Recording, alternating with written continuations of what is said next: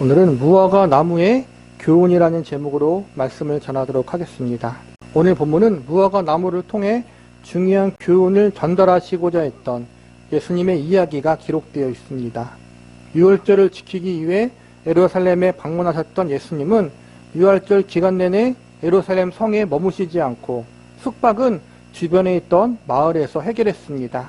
낮에는 예루살렘 성에서 활동하시고 저녁쯤이 되면 마을로 돌아가셔서 그곳에서 잠을 주무시고 휴식과 정비를 취하셨던 것입니다. 예루살렘 성전에서 부정하게 장사하는 이들과 부패한 종교인들을 꾸짖으시고 성전을 깨끗하게 하신 사건 이후 예수님이 다시 예루살렘을 방문하게 됩니다. 이른 아침 마을을 나와 예루살렘으로 오시는 과정 가운데 아침 식사를 하지 않으셨던 것 같습니다. 그래서 때마침 예루살렘에 들어가는 길에 무화과 나무 하나가 있는 것을 발견하시고 그 나무에 열매를 기대하는 마음으로 가까이 가십니다. 그런데 확인해 보니까 잎만 무성하고 나무에 무화과 열매가 하나도 없음을 발견하시고 그 나무에게 이상한 말씀을 하십니다. 본문 18절과 19절을 보시기 바랍니다. 이른 아침에 성으로 들어오실 때 시장하신지라 길가에서 한 무화과 나무를 보시고 그리로 가사 잎사귀밖에 아무것도 찾지 못하시고 나무에게 이르시되 이제부터 영원토록 내가 열매를 맺지 못하리라 하시니 무화과 나무가 곧 마른지라. 예수님이 열매를 맺지 않는 무화과 나무에게 영원토록 열매를 맺지 못한다는 말씀을 하자마자 그 나무가 말라서 죽어버리게 된 것입니다. 어떤 사람들은 무화과 나무를 말라 죽게 하신 예수님의 모습을 보고 예수님을 심성이 나쁜 사람이었다고 비난하기도 합니다. 또 어떤 사람들은 자신의 배고픔 때문에 나무를 말라 죽게 만든 예수님은 결코 우리가 신뢰할 만한 훌륭한 사람이 될 수 없다고 판단 내리기도 합니다. 그러나 이러한 주장은 어디까지나 예수님을 믿지 않는 이들의 부정적인 생각일 뿐입니다. 예수님이 무화과 나무를 마르게 하신 이유는 이 사건을 통해서 그 당시 제자들에게 그리고 모든 시대의 성도들에게 전달하실 중요한 교훈이 있었기 때문입니다. 우리는 오늘 예수님이 무화과 나무를 마르게 하신 이 사건 속에 들어있는 영적인 교훈과 메시지는 무엇인지 알아보는 시간을 가져보도록 하겠습니다. 첫 번째로 예수님이 가지신 권세에 대해서 알려주고 계십니다. 본문 19절과 20절을 보시기 바랍니다. 길가에 한 무화과 나무를 보시고 그리로 가사 잎사귀밖에 아무것도 찾지 못하시고 나무에게 이르시되 이제부터 영원토록 내가 열매를 맺지 못하리라 하시니 무화과 나무가 곧 마른지라. 제자들이 보고 이상히 여겨 이르되 무화과 나무가 어찌하여 곧 말랐나이까. 무화과 나무는 보통 열매가 먼저 생긴 후에 잎사귀가 무성이 난다고 합니다. 그러니까 지금 예수님이 무화과 나무에 나온 잎사귀의 상태를 보시고 이 정도의 잎사귀가 나왔으니 충분히 열매가 있어야 한다는 사실을 알고 계셨던 것입니다. 예수님의 기대에 어긋난 무화과 나무에 대해서 예수님은 그 나무가 영원토록 열매를 맺지 못하게 될 거라고 말씀하시고 그러자 이 나무가 말라 죽어버리게 됩니다. 이 사건은 우리에게 여러 가지 교훈과 메시지를 던져줍니다. 제일 먼저 예수님은 무화과 나무라는 생명체에게 명령을 내릴 수 있는 분이고 그 명령에 따라 무화과 나무가 마르게 되어 영원히 열매를 맺지 못하게 되는 상태가 되도록 그렇게 만드신 권세를 가지신 분임을 우리는 배울 수 있습니다. 또한 복음서에 보면 예수님이 말씀으로 풍랑을 잠잠케 하신 장면이 나옵니다. 예수님께서 거세게 비바람이 휘몰아치는 풍랑 속에서 잠잠할지어다라고 하니까 파도도 바람도 이분에게 복종했습니다. 그때 제자들이 도대체 이분이 누구시길래 바람과 바다라도 순종하느냐라고 놀라워했습니다. 무화과 나무는 식물로서 하나의 생명체입니다. 그리고 풍랑은 생명체가 아니라 자연현상입니다. 그런데 예수님의 말씀에 생명체도 순종했고 자연도 순종했습니다. 왜 그렇습니까? 예수님이 하나님과 동등하신 분이기 때문입니다. 온 세계는 하나님의 말씀으로 창조되었습니다. 마찬가지로 지금 예수님이 그분의 말씀의 권세로 무화과 나무라는 하나의 생명체의 생사 여부를 결정하셨습니다. 또한 자연 세계를 다스렸습니다. 즉 예수님이 하나님과 동등하신 분으로서 이 세계의 창조주요 참된 주인이심을 우리에게 말해주고 있는 것입니다. 또한 예수님은 말씀으로 귀신들을 쫓아내시고 심지어는 말씀으로 죽은 사람도 살려내는 기적을 보여주십니다. 이는 예수님이 단순히 우리가 속한 이 세상만의 창조자요 주인이 아니라 이 세상 넘어 있는 영적인 세계조차도 창조하시고 다스리시고 계시는 온 세상의 주관자 되심을 우리에게 알려주고 있습니다. 하나님이 말씀으로 세상을 창조하시고 그분의 능력과 권세로 온 세상을 통치하시고 다스리시고 계시듯 예수님도 동일한 능력과 권세로 온 세상을 주관하고 계십니다. 그리고 그 중에 가장 특별한 예정과 관심을 가지시고 저와 여러분을 지도하고 계심을 믿으시기 바랍니다. 두 번째로 예수님이 가지고 계신 기대에 대해서 알려주고 있습니다. 무화과 나무는 날씨에 따라 수확 시기가 조금 달라진다고 합니다. 본격적으로 대량의 무화과 열매를 수확하는 시기가 있지만 그 이전에도 적은 양의 열매를 얻을 수 있습니다. 예수님이 무화과 나무를 목격한 그 시기는 본격적으로 무화과 나무 열매가 많이 맺혀지는 시기는 아니었지만 그래도 6월절에 시작되는 시기라면 적은 양의 무화과 열매가 충분히 맺혀질 수 있는 시기였다고 합니다. 예수님은 무화과 나무의 열매를 기대하시고 다가가셨는데 가까이 가서 보니까 아무런 열매를 찾아볼 수 없었습니다. 열매를 맺을 수 있는 계절임에도 불구하고 아무런 열매가 없는 무화과 나무를 보시고 예수님은 무화과 나무를 향해 영원히 열매를 맺지 못하게 될 것이라는 저주를 내리십니다. 예수님이 무화과 나무를 저주하셨던 것은 이 사건을 통해서 중요한 교훈과 메시지를 전달하고자 하셨기 때문입니다. 예수님 당시 이스라엘 사람들은 포도 열매와 무화과 열매를 거의 주식처럼 즐겨 먹었습니다. 그런데 포도나무와 무화과 나무가 가지고 있는 특징 중 하나는 열매를 맺는 기능을 빼고는 별로 쓰임새가 없다는 것입니다. 다른 나무들은 열매도 먹을 수 있고 나무 자체로 집이나 가구를 만들 때 사용할 수 있었는데 포도나무와 무화과 나무는 집을 짓거나 가구를 만들 때 사용하지 못할 정도로 건축 자재로서의 기능이 떨어졌다고 합니다. 즉 사람들이 무화과 나무를 심는 이유는 오로지 그 열매를 얻기 위해서인 것입니다. 그런데 오늘 길가에 있던 무화과 나무는 이러한 기대를 어긋나 아무런 열매를 맺지 못했기 때문에 예수님께 저주받은 것입니다. 일종의 경고와 질책을 받은 것입니다. 하나님이 창조하신 모든 피조물에는 하나님의 기대가 들어 있습니다. 특별히 인간이란 존재는 모든 피조물 중에 가장 특별한 존재로서 하나님을 기뻐하며 하나님의 영광을 위해 살아야 할 소명을 부여받은 존재들입니다. 그런데 이러한 소명을 가진 인간들이 하나님을 부인하거나 거절하며 살아간다면 어떠하겠습니까? 하나님을 미워하며 하나님의 영광을 가리는 삶을 살아가면 어떠하겠습니까? 예수님이 무화과 나무 사건을 통해 알려주고자 하는 메시지가 바로 이것입니다. 무화과 나무이든 사람이든 모든 피조물의 주인 되시는 하나님의 기대에 미치지 못한다면 결국 하나님께 심판받게 된다는 것입니다. 특별히 하나님의 형상대로 지음받은 인간을 향한 책임은 더욱 큽니다. 모든 인간은 하나님을 믿고 그분의 뜻에 순종하는 삶을 살아야 합니다. 하나님을 기뻐하고 그분의 영광을 위해서 살아야 합니다. 그런데 많은 인간들이 하나님을 부인하고 거절하는 인생을 살아갑니다. 하나님의 기대를 저버리고 오히려 더욱 악하게 살아갑니다. 하나님의 아들이요 하나님과 동등하신 예수님이 무화과 나무가 나무로서 맡겨진 역할을 제대로 감당하지 못했을 때 심판과 저주를 내리셨습니다. 이는 모든 인간들을 향한 경고입니다. 이 땅에 영원한 것은 없습니다. 모든 피조물에는 마지막이 있습니다. 그리고 그 마지막 날에 예수님께서 모든 피조물들을 다스릴 수 있는 권세자로서 그들의 운명을 결정하는 심판자로 찾아오실 것입니다.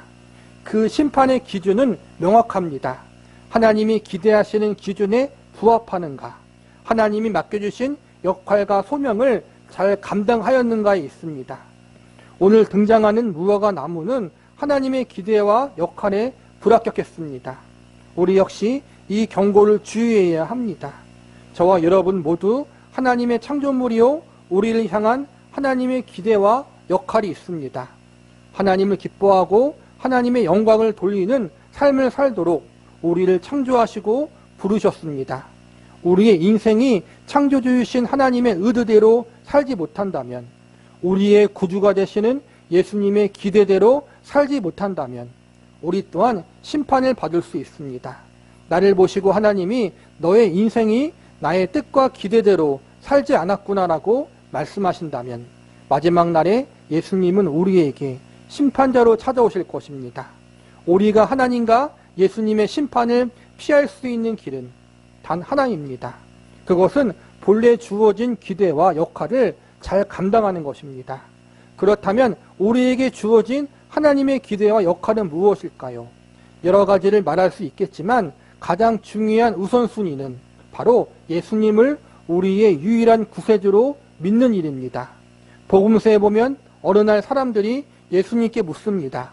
어떻게 해야 우리가 하나님의 일을 할 수 있습니까? 그러자 예수님이 하나님의 보내신 자를 믿는 것이 하나님의 일이라고 말씀하십니다. 그리고 이어서 예수님을 믿는 것이 곧 하나님을 믿는 것과 같다고 말씀하십니다. 하나님의 아들이신 예수님을 우리의 유일한 구세주로 믿고 영접하는 것, 이것이 바로 하나님의 뜻과 기대를 이루는 첫 번째 길이고 하나님의 영광이고 하나님이 기뻐하는 일이 되는 것입니다. 그리고 하나님의 심판을 피할 수 있는 유일한 방법입니다. 선하고 착하게 사는 것, 말씀에 순종하는 것, 세상과 거룩히 구별되게 사는 것, 이 모든 것은 그 다음의 일입니다.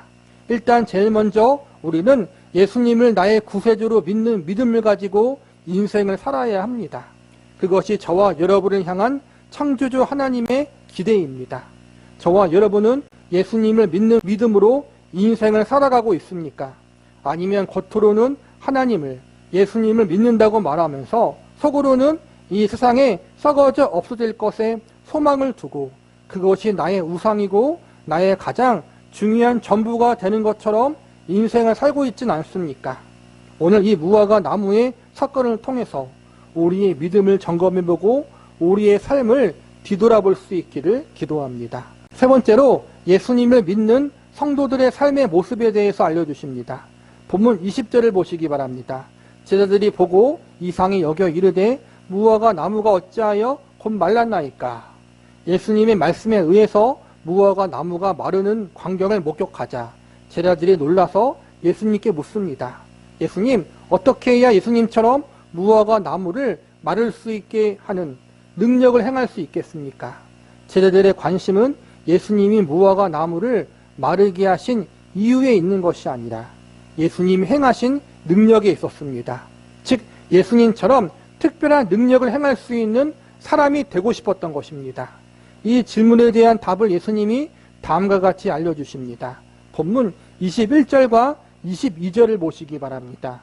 예수께서 대답하여 이르시되 내가 진실로 너희에게 이르노니 만일 너희가 믿음이 있고 의심하지 아니하면 이 무화과 나무에게 된 이런 일만 할 뿐만 아니라 이 산더러 들려 바다에 던지라 하여도 될 것이요 너희가 기도할 때 무엇이든지 믿고 구하는 것은 다 받으리라 하시니라.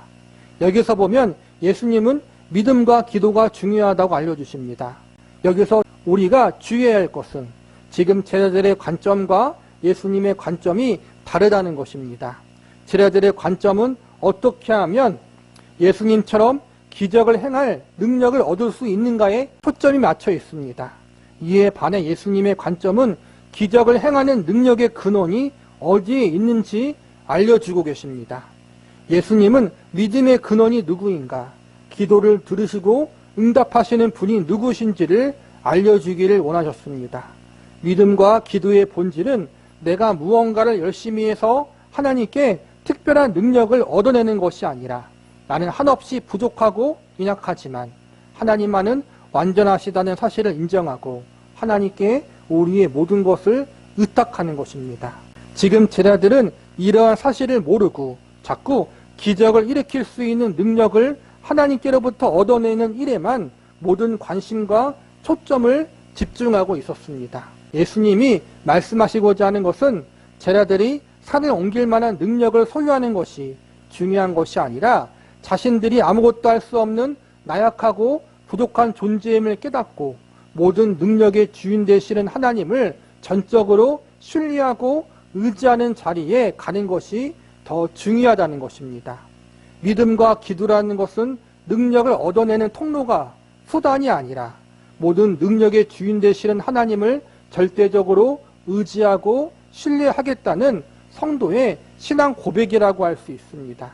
예수님은 무화과 나무의 사건을 통해서 제자들에게 믿음과 기도를 강조하셨던 것은 모든 능력과 권세가 하나님께 있으니 겸손한 마음으로 하나님만 바라보고 의지해야 한다는 사실을 알려주기 위해서입니다. 기적을 일으키는 능력과 권세를 하나님께로부터 받아내는 것이 중요한 것이 아니라 이 모든 것의 근원 되시는 하나님을 절대적으로 의지하고 신뢰하는 마음과 태도를 잃어버리지 않는 것이 중요한 것입니다. 예수님은 우리에게 산을 옮길 만한 능력을 기대하지 않고 산을 옮길 수 있는 능력의 주인 되시는 하나님을 전적으로 의지하고 신뢰하기를 바라고 계십니다. 그러므로 예수님을 믿는 성도들의 삶은 기적을 일으킬 수 있는 특별한 능력이나 위대한 업적에 집중하는 것이 아니라 가장 낮고 부족한 자리에 있을지라도 그곳에서 하나님과 예수님께 모든 소망을 두고 그분께 모든 것을 의탁하는 삶의 자리에 있는 것이 가장 중요한 것입니다. 저와 여러분의 관심과 믿음의 초점과 삶의 중심은 어디에 있습니까? 하나님께로부터 열심히 무언가에서 얻어내는 것에 있습니까? 능력과 권세를 받는 것에 있습니까? 그것이 중요한 것이 아닙니다.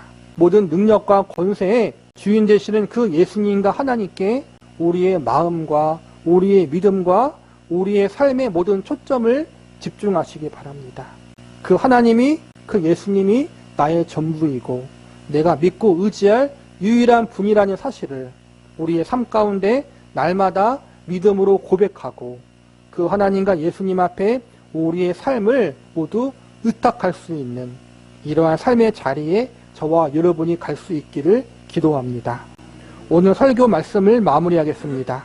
열매가 없고 잎만 무성한 무화과 나무는 그 당시 하나님을 섬기는 종교인들과 자신들이 하나님의 백성이라고 자부했던 이스라엘 백성들을 상징한다고 할 수 있습니다. 하나님을 섬기는 가장 거룩한 일을 하는 종교인들은 특권 의식과 공로 사상에 사로잡혀 있었고 이스라엘 백성들은 지나친 선민 의식을 가지고 세상에서 자신들만 특별한 존재라는 잘못된 생각을 가지고 살고 있었습니다.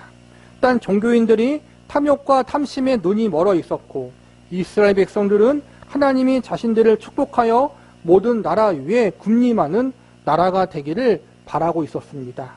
즉 하나님의 사람이요 백성이라고 여겼던 이들이 하나님이 기대하시는 거룩한 삶을 살지 못했고 모두가 이 땅의 것에 소망을 두는 속적인 삶을 살고 있었다는 것입니다.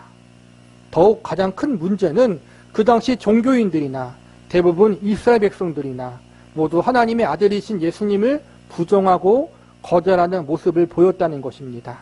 하나님의 사람들로 세상과 구별되어야 하는 소명을 받았던 이들이었습니다. 하나님의 백성들로서 하나님의 영광을 드러내며 살아야 할 거룩한 사명을 받은 존재들이었습니다.